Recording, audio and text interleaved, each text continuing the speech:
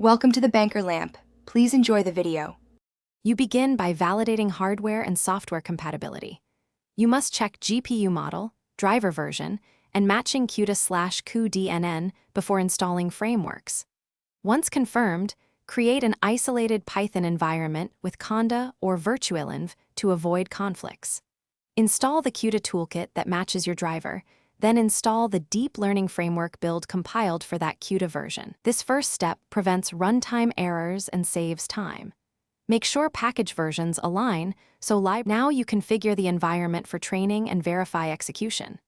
Install the framework GPU wheel or pip package compiled for your CUDA version, and then set environment variables like CUDA visible devices and library paths, so the runtime finds drivers and cuDNN. Once done, run a quick smoke test.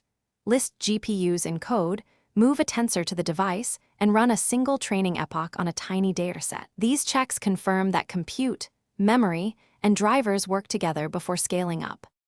Finally, tune for performance and proceed to full training. Increase batch size until GPU utilization stabilizes, enable mixed precision when supported, and optimize the data pipeline to avoid CPU stalls. Use NVIDIA SMI and framework profilers to watch utilization, memory, and kernel times so you can iterate on bottlenecks. If something goes wrong, check for driver and CUDA mismatches, out-of-memory errors, or incorrect CUDA visible devices.